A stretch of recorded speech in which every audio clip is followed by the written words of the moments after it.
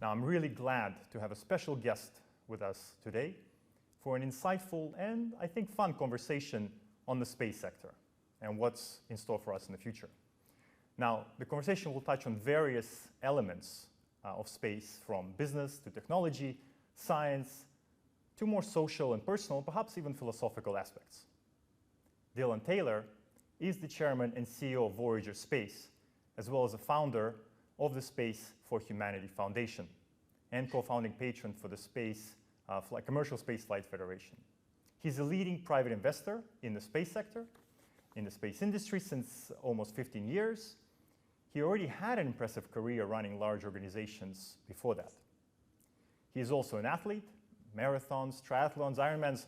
I think I lost count how many he has done already. It's great to have you with us. Thank you, Nikolai. Thanks for that very kind and generous introduction. I'm honored. But Dylan, I also want to say that you're a philosopher, if I'm not mistaken. I have recently listened to some of your interviews, particularly one with Frank White, the author of The Overview Effect, and can confidently, I think, introduce you to my colleagues here today as the person in the sector who perhaps combines best the business and financial acumen, scientific and exploration passion for space, but also this philosophical approach and understanding of the sector. You're a leader who had an outsized impact on the development of the new space age. Now, we're talking today to a highly curious audience, but perhaps one that does not yet know a lot about the sector. By the way, I do encourage my colleagues to, of course, submit questions as they listen to this conversation.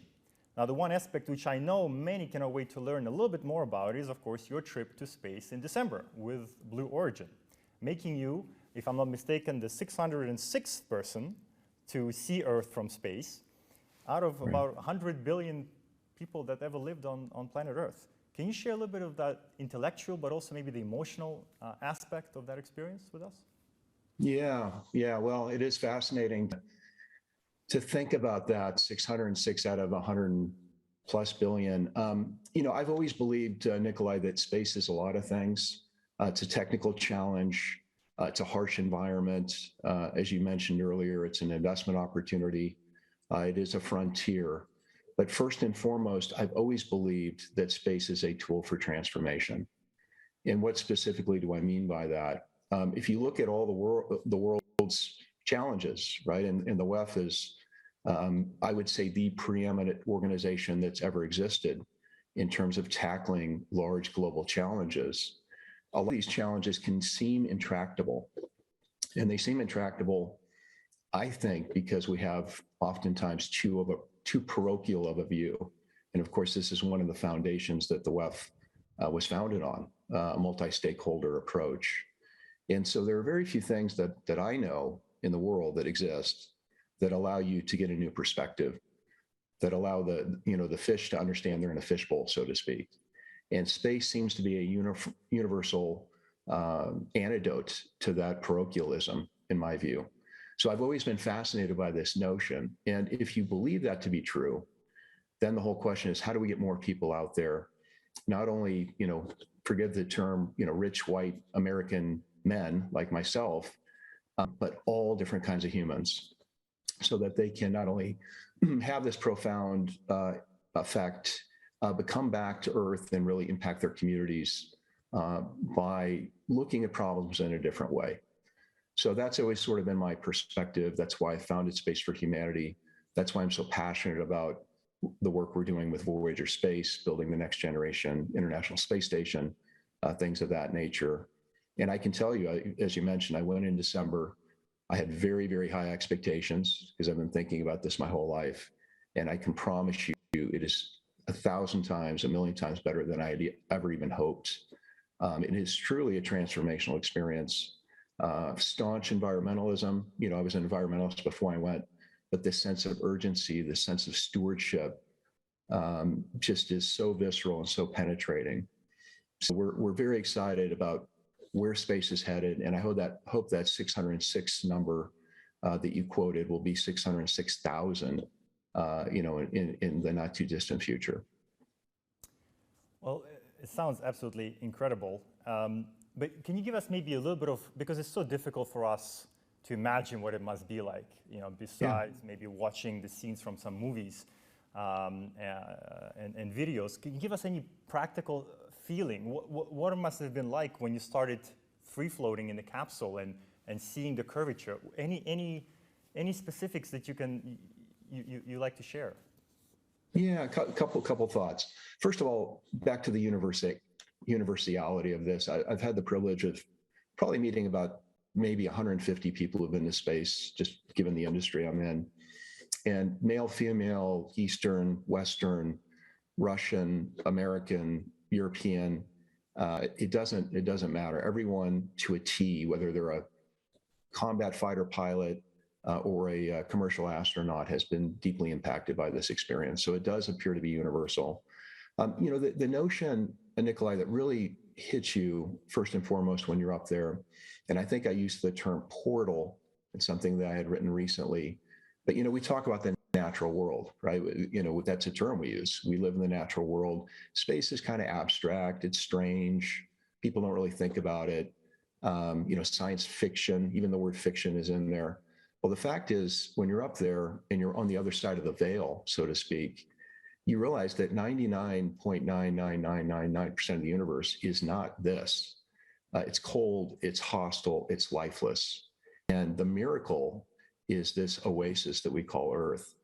And so it's this preciousness that penetrates you very deeply, because you understand, and it's been said many times before, the atmosphere is so wafer thin. In fact, if you didn't know anything about the atmosphere, if you hadn't been told about it, and you saw the Earth from space, you wouldn't even reference the atmosphere. It's not a characteristic of the Earth. It's that thin. And think of a light layer of dew on a leaf. It's that thin. And so this sense that we're living this miracle, we have this preciousness that we frankly don't take as serious as we should in terms of how vulnerable it is. The fact that there is no other place, right? There's here. That's it. there is no, you know, here is safe, the other place is not. We're all in the same boat. And so that deeply penetrates you. And then I think also just this sense that humanity is this very, very, very small element of the universe, but we're also quite large in the sense that we can understand, right? We have responsibilities to the Earth. We have responsibilities to each other. So it's really this awakening of awareness. I'm getting a bit, you know, spiritual and philosophical. Forgive me for that, but it really is. That's the way you feel. And so, you know, my dream would be at some point we get one of these space stations built and we convene a United Nations Security Council meeting up there, or a Davos a summit would be even better, because I really do think it would shape the thinking and make us realize that we have a lot of opportunity to treat each other better. What would be next? I mean, suborbital flight, of course, is hugely exciting. Would you want to go up and go further? Would you want to go higher? Would you want to go to the moon personally? Yeah, I would do all that. I mean, of course, space nut, of course. So yeah, all that would be something that I would want to do for sure.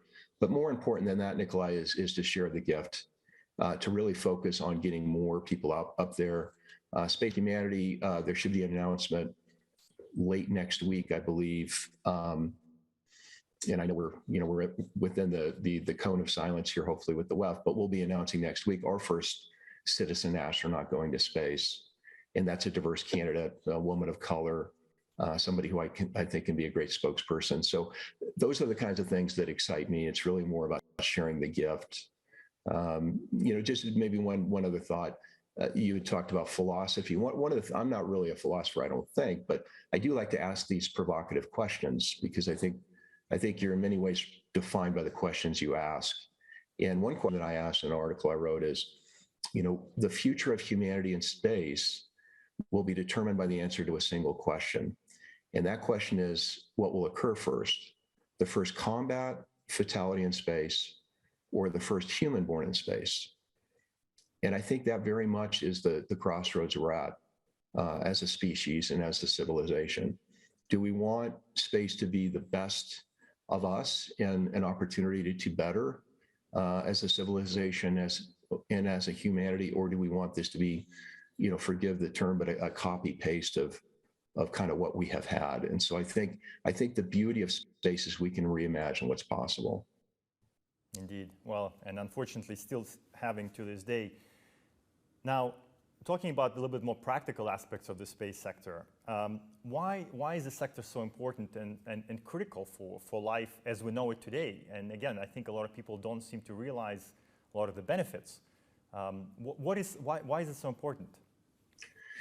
Right. So we spent a lot of time on the social impact, which I'm super passionate about. And I understand the narrative, billionaire escape from Earth and all of this. Hopefully I've made the case that we go to space to benefit Earth. But on the technological side, there really has been a massive impact by space. I mean, pretty much every technology business plan for the last 15 years has been based on the GPS constellation in one way or another. The entire environmental movement started, as we all know, with the first Earthrise images coming from space. Internet communication, which is about ready to be universal, is enabled by space. Some of the images enabling the conflict in Eastern Europe currently were enabled by our friends at Planet, World Economic Forum members, as we know, and other satellite operators that have images.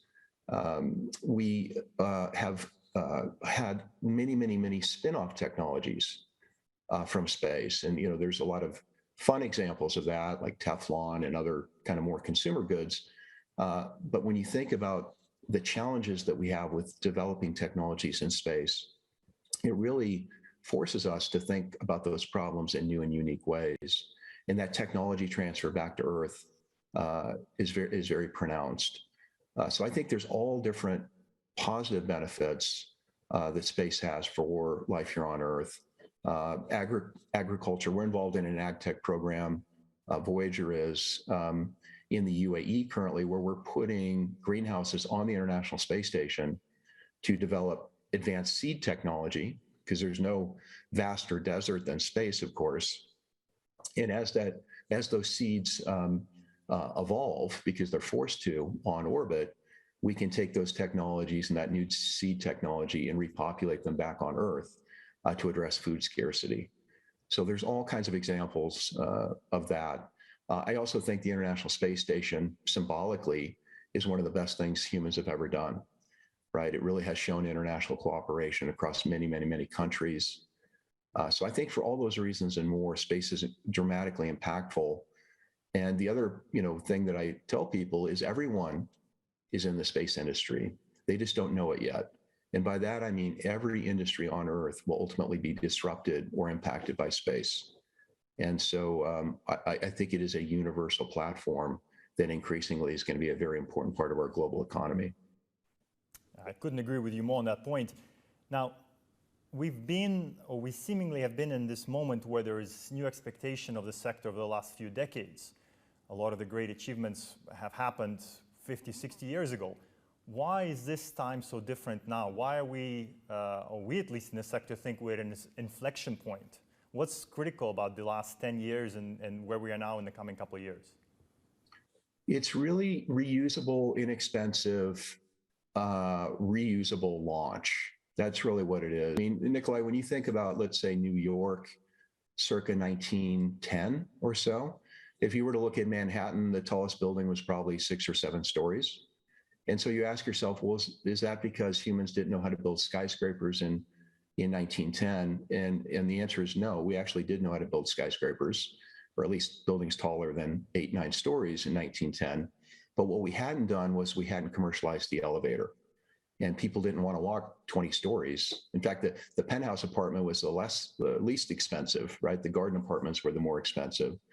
Well, of course, we commercialized the elevator and we unlocked that third dimension. And if you look at New York circa 1920s, after that happened, you would see lots of buildings 20, 30, 40 stories and up from there.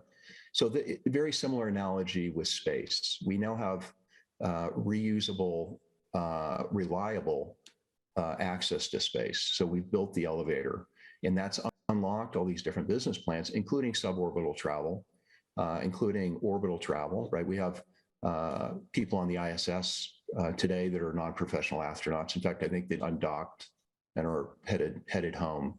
But that's really what's changed. I mean, when you think about the analogy, Nikolai, it's crazy, but imagine taking an Emirates flight from Los Angeles to Dubai on an Airbus 380, and at the end of that flight, throwing the plane away, right? That's what we've been doing for 60 years. And of course, no one could afford to travel if that were the case. We're now engaging in reusability. That's driving the cost down, and that's really changed the industry.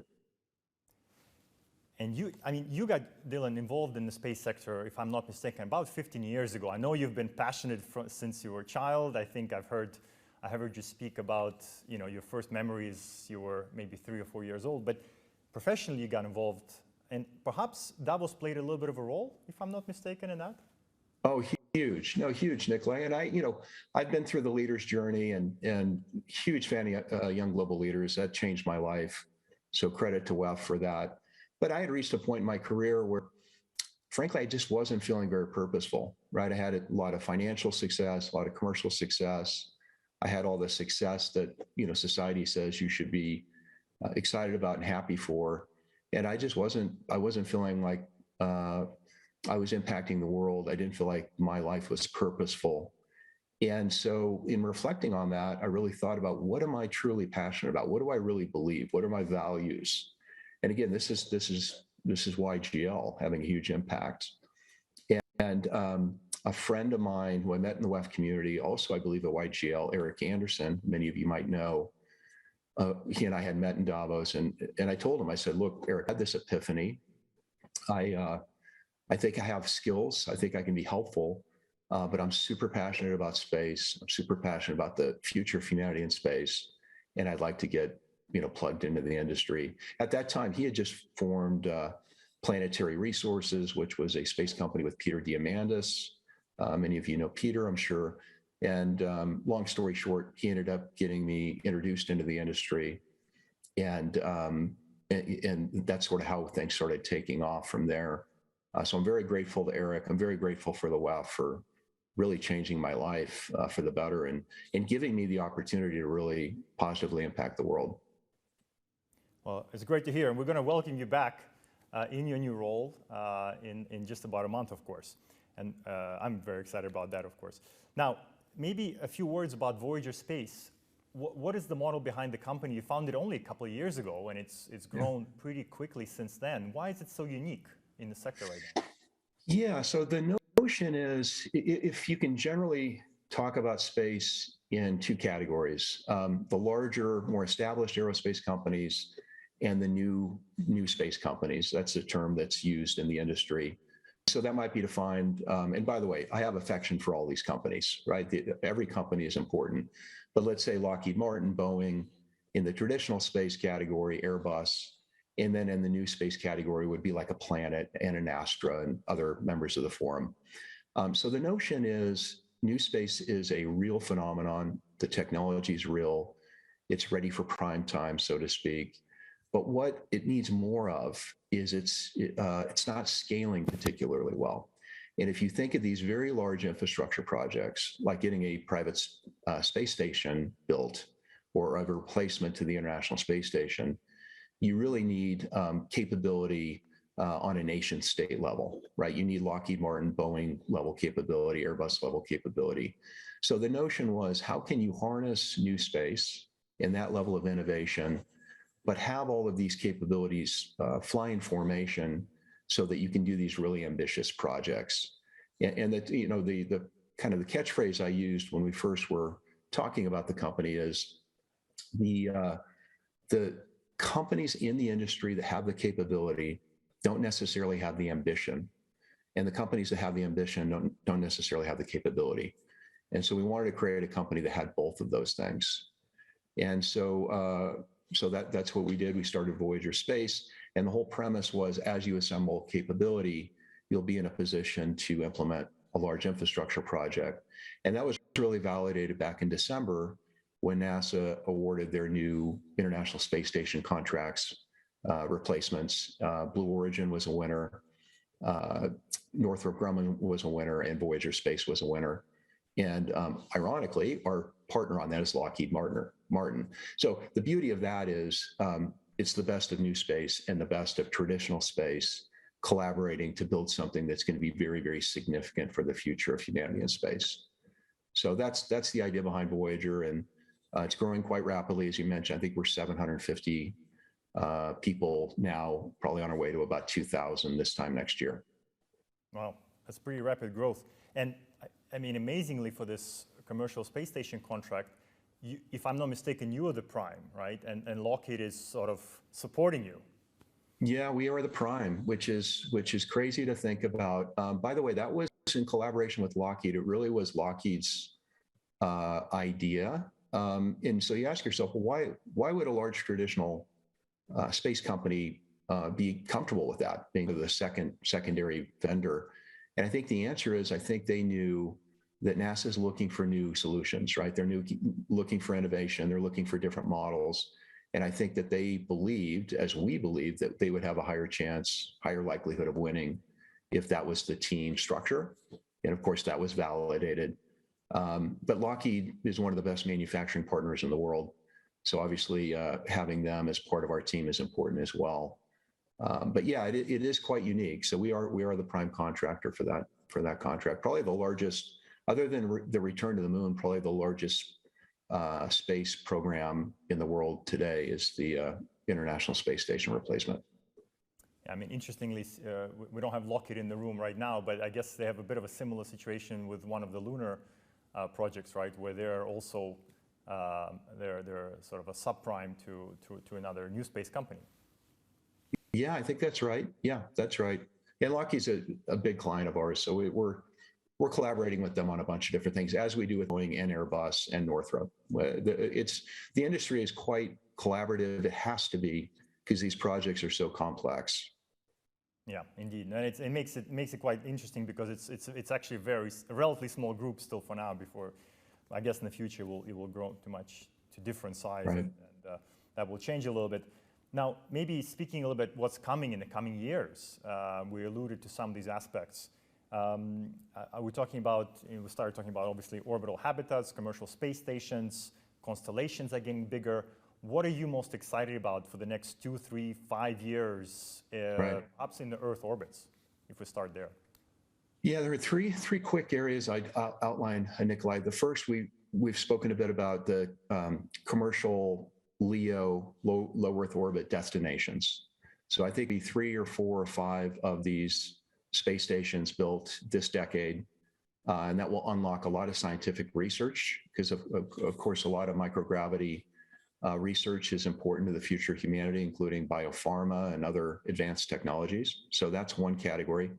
Second category, which we're also super passionate about, and again, credit to the WEF and yourself, Nikolai, for leadership on this, is space sustainability.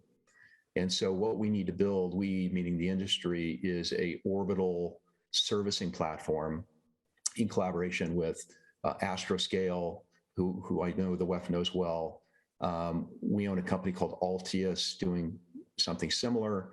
We have fixtures on the OneWeb internet constellation, because part of what you want to do when you launch a satellite, you want the ability to deorbit that satellite at the end of life, or be able to repair it, or be able to raise its orbit. And so we need industry standards that allow you to first catch the satellite in orbit. We also need technologies that allow you to clean up small space debris, micro debris. A little thing the size of a screw in orbit is about 100 pounds of TNT in terms of explosive force, because it's traveling at 17,000 miles an hour. So orbital servicing in general, so we can focus on space sustainability, space cleanup. I'm very proud to be a signatory to the Space Sustainability Rating. I think that's an important first step. So that's the second category. And then the third category is what we call cislunar. And think of this really as the railroad tracks that we need to lay between GEO, which is geosynchronous orbit. That's where all the large communication satellites are. That's where the GPS satellites are, and the moon.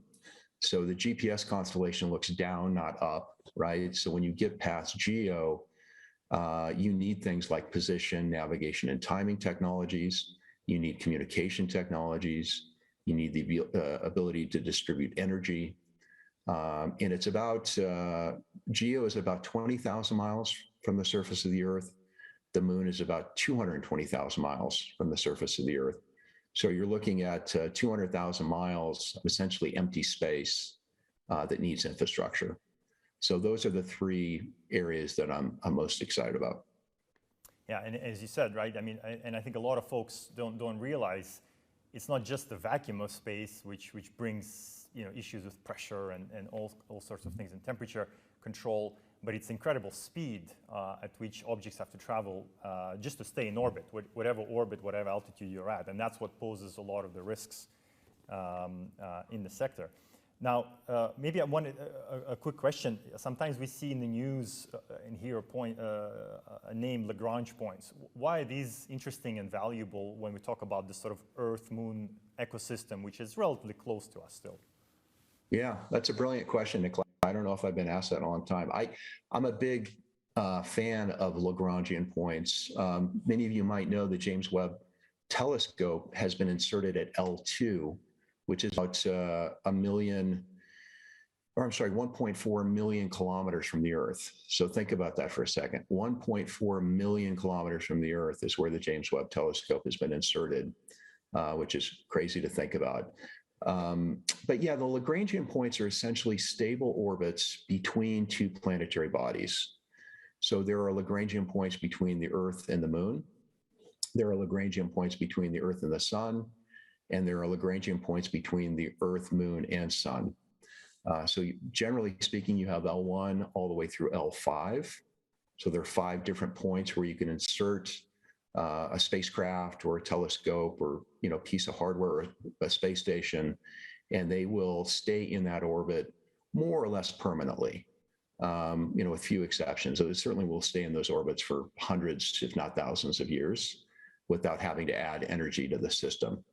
So that's the benefit of being in a Lagrangian point. You don't have to constantly boost your orbit or adjust your orbit. You can simply exist.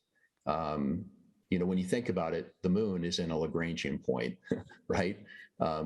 It's in a stable orbit around the around the Earth-Sun system. But there are 5 additional points that you can insert hardware. And these are certainly valuable, so we do want to make sure that they're protected in their conversations about governance and ownership that go beyond the resources, and we'll touch on that a little bit. Just a reminder to my colleagues, please don't be shy, ask your questions. This is your chance to ask any space-related questions. I'm sure Dylan will be able to answer them. So let's maybe talk a little bit further. Let's talk about the moon. What are the current plans? I think we see the name Artemis Accords that's thrown around, or we know there are some challenges with that.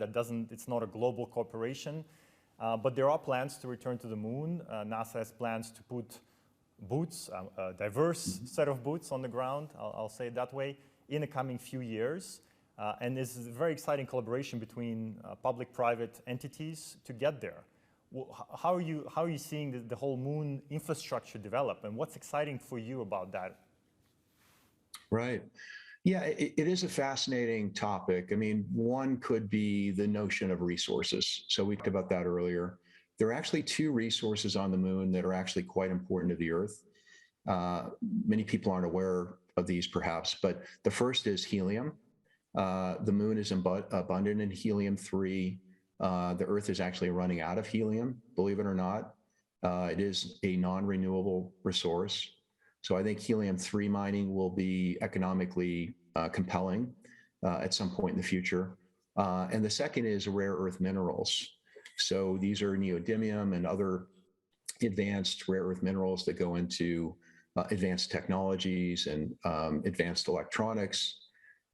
They're actually, frankly, they're not that rare on the Earth, but the control of those resources is very concentrated within a couple of nation states.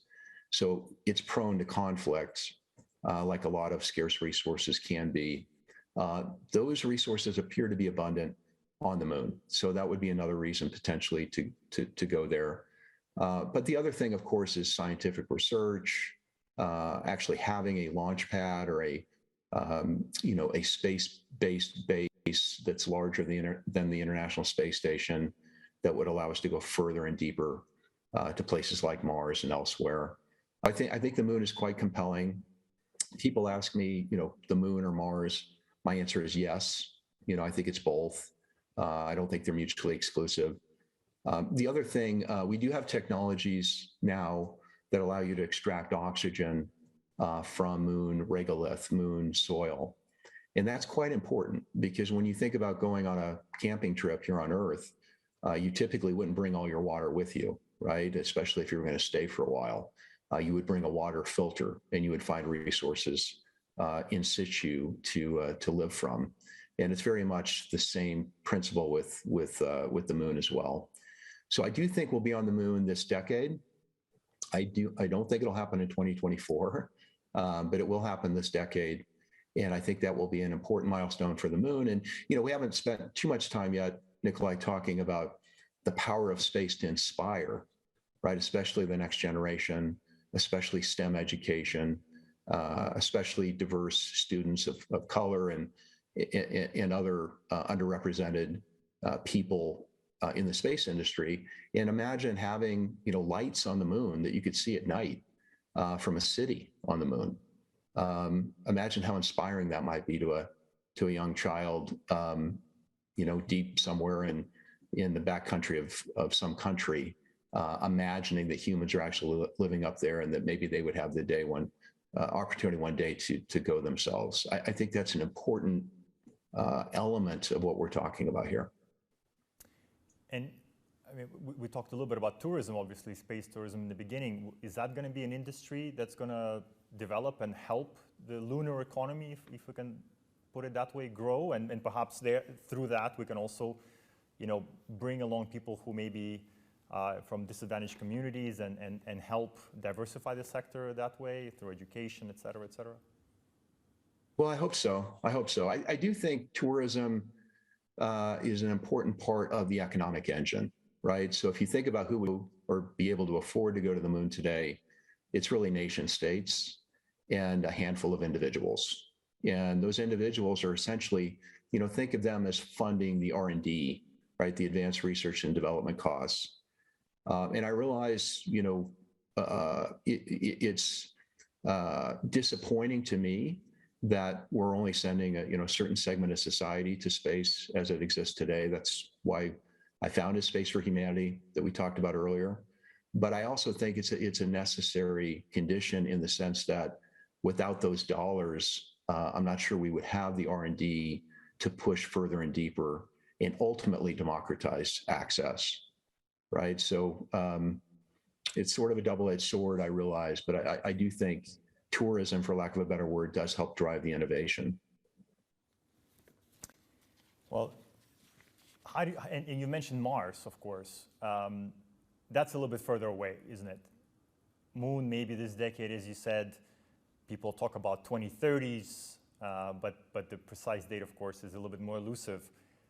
What is your opinion about Mars? When will we see humans on Mars? Yeah, well, in terms of humans, because of course we're there now majorly with robotics, and I was so proud of humanity, last July, or I guess 2 Julys ago, when we had 4 missions, including the Chinese, the UAE, Japan, or ESA, and the US, all launching within that launch window, and then having 4 separate spacecraft land. I think that's remarkable. So I think Mars will continue to be a fascination. I think it really hinges, Nikolai, on Starship, which is the new SpaceX vehicle. I'm convinced Starship is going to work. And if it works, then I think there's a reasonable chance that we could get humans to do Mars return flight in the late 2020s. So I think the next launch window, I think the last launch window of the 2020s, I think, is 2028. If we don't hit that window, I think it then becomes 2030. The launch window is open every 20 months, round numbers. So, but I don't think that vehicle would land. I think it would just be a there and back trip. I think in terms of landing on Mars, my best guess would be mid 2030s. It's pretty incredible just to think about that notion, right? That Mhm. we could see us getting close to the red planet. I do have a question that is concerning a little bit about the issue of resources that you were talking about before. And it's, by the way, of course, resources are not just on the moon; they're on different asteroids, and I would say different asteroids have different types of quantities. Some are more metallic, some are more rich in other materials. But the question particularly addresses the issue of governance. How do we make sure that there is some kind of responsible mining activity? We obviously know about all the issues that over the last decades that we still struggle with here on Earth. How do we address this sort of Wild West scenario developing in space more broadly, not just with the moon, but further beyond and resources, but also other issues? Yeah, it's a really, really, really important question. I think, again, I think the World Economic Forum has a unique opportunity to have a voice here. I am concerned about it. Back to Eric Anderson, who we talked about earlier, he and I and a bunch of others were involved in the Space Act Agreement here in the US, I think in 2016. That was an important first step. It sort of delineated some of the do's and don'ts and property rights. But of course, that's a single country. And some of the other large countries with space capabilities were not signatories to that. So that's why I think the WEF is so important. The multi-stakeholder approach is critical because we need to get everyone around the table. Because if certain countries are aligned with it and other countries aren't, it isn't necessarily going to have the positive impact that we're looking for. So I think we need some clear rules of the road, Nikolai. And I think standards, protocols, something similar maybe to the Artemis Accords, but maybe a bit more robust on do's and don'ts. Now, the opportunity, of course, with mining, and this is sort of the idealistic vision of space, is that we could get the heavy industry off the Earth, right? The Earth becomes a national park, if you will, or this beautiful oasis, which of course it is, but that we get the heavy industry off the Earth. So if we get this right, I think we could perhaps enhance environmentalism by getting mining off-world, not on-world, or perhaps put it on the moon or something of that nature. Maybe that's where the processing is. But yeah, I think these are really, really important questions. That's why, you mentioned philosophy earlier. It's really more to ask these questions so that I'm a big believer, as I know the WEF is too, that it's about having dialogue around these issues. And the more dialogue you have around these issues, the closer you get to the solutions. And that's why I'm so passionate about trying to facilitate those conversations. Dylan, we have already a few questions that I'd love to put forward to you, but I wanted to maybe finish a little bit our conversation with sort of a longer term horizon. And we've spoken about the moon, we've spoken a little bit about Mars, of course, but there are some exciting projects that we could envisage happening closer to Earth, and you just alluded to a little bit to one of those opportunities is perhaps getting heavy industry, can maybe call it dirty industry, onto at least into Earth orbit, right? What are some of those opportunities in sort of 20, 30 year horizon that could maybe arise thanks to advanced manufacturing? What are these other, I mean, we hear this notion of space-based solar power. What could happen within that time frame? Yeah, well, there's lots of opportunities. One I think is universal, ubiquitous, high-speed internet communication all around the world. I think that's coming. And I think the price of that will drop to, hopefully pretty close to free over time. So that's a big win for humanity, obviously, especially in parts of the world that are not currently connected. The other thing is, as you mentioned, space-based power. That is a possibility. There is unlimited power in space, right? We have the largest nuclear furnace that we know just right down the road. So capturing energy in space is actually quite easy. What's difficult is distributing the energy. And there are technologies that are being developed and refined where you could theoretically beam that energy back to Earth via microwave or other advanced technologies, lasers even. And in theory, if that were to work, you could have unlimited clean energy that you would be able to utilize here on Earth. So that's a very interesting technology as well. We talked about manufacturing in space. There are lots of items that you can manufacture in space where you get actually superior quality.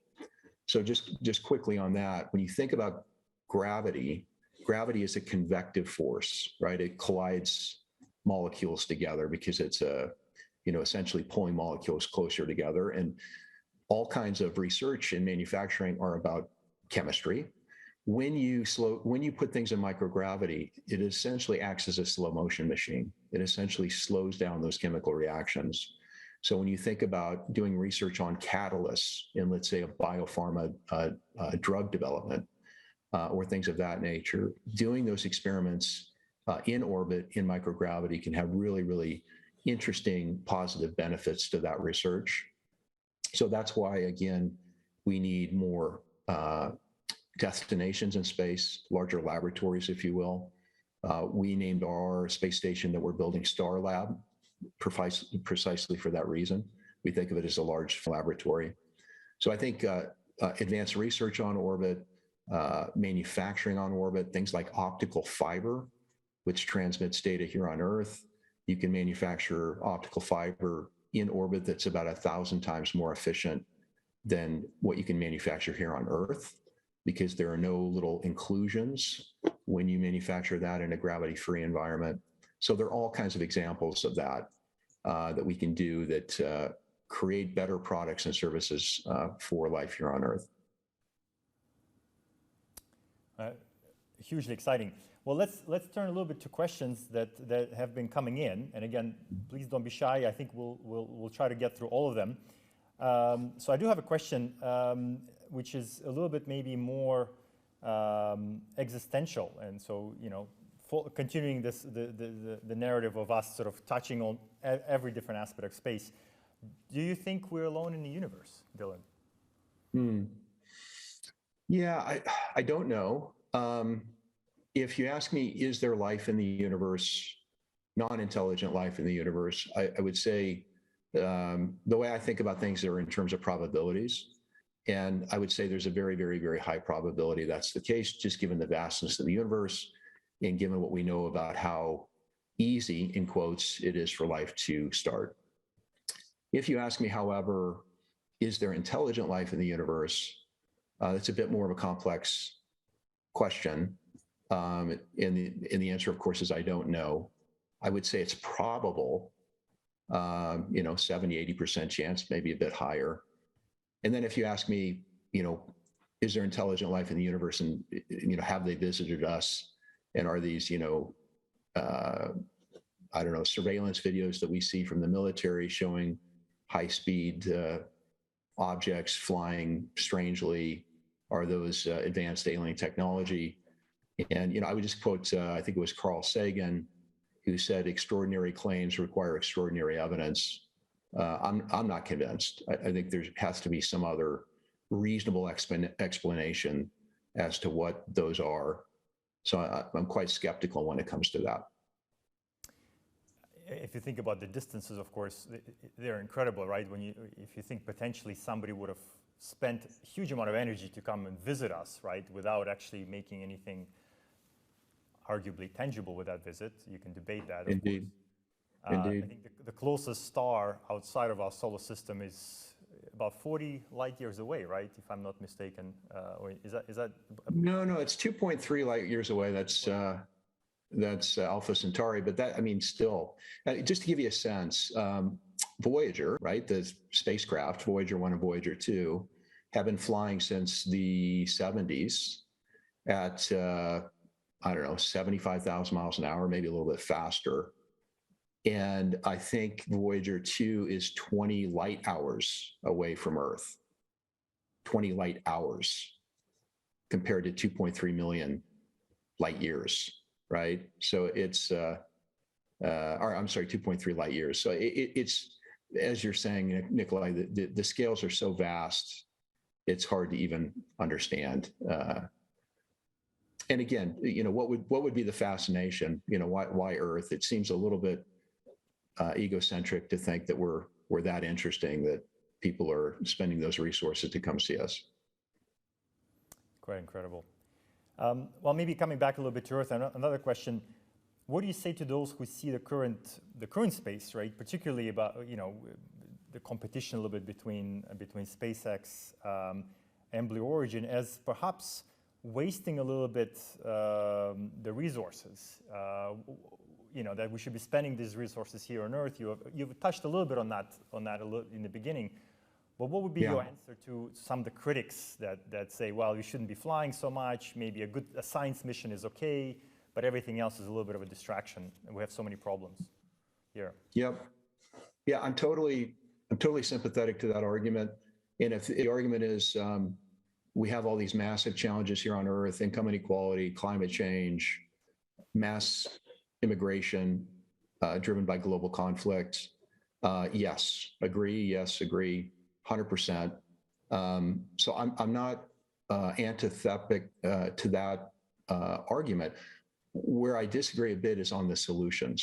And as I said earlier, I think space enables a unique way of looking at the world, looking at these problems, and ultimately providing solutions to these topics. We're not making a big impact on these problems. With all deference to all the hard work we're all doing, it's not like we're on the verge of solving all these issues. Quite the contrary. I don't even think we have consensus as to what the solutions are. So it leads me to ask the question, why are we struggling so hard to address these issues? And again, I think it's a lack of perspective. So that's where I'm coming from. Again, I made that point a bit earlier. I do think there are other reasons, including inspiring the next generation. I mean, if you think about the number of people under the age of 20 who are inspired by space, inspired by what's happening, at least in my, and I realize it's anecdotal, but in my small world, I would tell you 80-90% of the people I talk to under the age of 20 are captivated by this. And in a world where we're trying to diversify and democratize access to education and get people of color and people of diverse backgrounds, more opportunities in the world, I think space is one of those unique things that can allow us to get people excited about that. So I think for all those reasons and more, space has a role to play. Again, I wouldn't put all our resources in space. That's not what I'm recommending. But I don't think it's an and conversation. Or I'm sorry, I don't think it's a conversation. I think it's an and conversation. I think we need space as well as Earth. And I think we go to space to benefit Earth. And I think there's a lot of evidence that they're mutually reinforcing and mutually beneficial. Yeah, and I think we're not absolutely right. We're not talking about putting 10% of GDP into space, right? Even putting something as little as 1% or even less, I think, which is currently not the case, would make significant strides. And of course, I think there is economic research to show that, for every dollar put into space, I mean, I've seen various numbers, but I heard from $4 to $7 come back to the broader economy through other benefits. Mm-hmm. I have another interesting question, which maybe sometimes it could be even a little bit paradoxical, particularly concerns coming from astronomers these days, right? So obviously we talk about large constellations. We know there are risks that they bring, particularly with generating debris and having catastrophic collisions, and we're trying to address that, as you mentioned before. But that is a big challenge. But even this issue of looking out at the dark sky, which is something people in the space community love doing traditionally, a lot of the astronomers are unhappy about, particularly a constellation such as Starlink from SpaceX, that there's just so many satellites, that actually is inhibiting significantly scientific research from Earth. How do you view that? How do you view that little sort of paradox almost within the space sector? Yeah, no, I'm quite sympathetic to the argument that we are not being thoughtful about the hardware we're putting up. I do believe we need more regulation, Nikolai. I'm not a huge, I don't typically lead with we need more regulation. I try to be more free market if I can. But in the case of the hardware going up into space, and just for context, for those of you who don't know this fact yet, we're going to put more satellites in orbit in 2022 than the entire world had in orbit prior to 2021, since, basically from Sputnik through 2021. So for context, we'll put maybe 3,500 pieces of hardware up in 2022. Going into 2021, we only had about 1,750 satellites in orbit. So it is going parabolic, and we're putting, thousands of pieces of hardware. And this is before Amazon Kuiper, which we haven't talked about. But between SpaceX Starlink, Amazon Kuiper, and the OneWeb constellation, we're talking about somewhere between 5,000 and 10,000 satellites, which is an extraordinary amount. So I do think we need more regulation. Nikolai, as I said earlier, I'm very honored to be a signatory to the Space Sustainability Rating. That's an important first step. And I think the WEF has a role to play. ESA, by the way, European Space Agency, is a leader on this topic. I commend them on this. But I think we need more regulation, because the free market does a lot of things well, but self-regulate is not one of them. And this is a topic that I think is really important to the future of what I'll call common access to space. And, for those of you familiar with the term, it's a classic tragedy of the commons, right? So the incremental risk to each operator is low by being, bad actor. I use that word in quotes. But if everyone has that point of view, then the entire ecosystem is polluted. So I think it's a really important topic. Indeed. And, at the forum, and very much driven by our founder, Professor Schwab, we talk about this need to reimagine perhaps the way that this free market economy and this notion of capitalism works, right? It's not perhaps leading us down the same path or the right path. It needs some sort of correction. And space provides, I think, a very interesting opportunity, perhaps, if we can say it that way, right? As we're setting totally agree. Norms. I mean, Nikolai, honestly, that's what gets me out of bed in the morning, is how do we reimagine that future? Because think of space as a blank canvas by which we can sort of reimagine what a better way to conduct business is, or conduct civilization, frankly. And that's not an escape from Earth, right? It's not to do that at the exclusion of the Earth. It's to have different models that we can then use to positively impact the Earth as well. So I think it's a blank canvas that we can reimagine what's possible. And I think that's a hopeful future. And I think we can all agree we need more hope in the world. That is something that is at a very large deficit in the world we have today. Well, indeed. And mindful that we're coming up on the end of our session, a fascinating conversation. I wish we had more time. And there are a couple of questions I didn't manage to get to, but maybe a quick remark from you, because I would love to sort of finish a little bit how we started on your personal experience, your personal feeling. And I did have a question here about what did the G-forces felt like? And I thought it was just a cool way to sort of do a little bit of a roundup and finish on that. What did it feel like when the ignition started and the rocket began lifting off Earth? Yeah, it's fascinating. You pull about 3 Gs on the way up, and you hit 6 on the way down. But on the way up, I mean, if you've been in a sports car, any of you, and you slam on the accelerator, that's about 1.5 Gs. So think of that as roughly twice the number of Gs. But what's striking, Nikolai, is it's very persistent, right? It's 4.5 minutes of that acceleration. So that's quite exhilarating.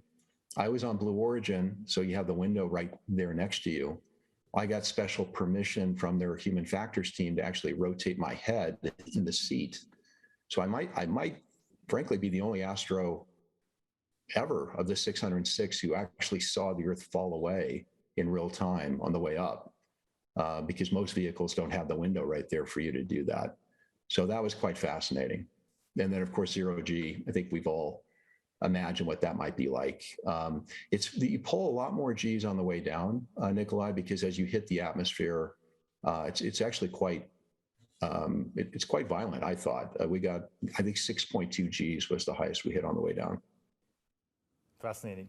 Well, Dylan, what a wonderful conversation. Thank you so much for joining us. Thank you so much for your insights. Again, I don't know a better person who can combine all these elements into one conversation, and I think just gives such a wonderful insight into what's happening with the space sector. Thank you, Dylan. And thank you very much to all my colleagues. It's been an absolutely wonderful conversation for me, and I hope you enjoyed it as well. And stay tuned, perhaps we'll have another one coming for you in a few months. Take care.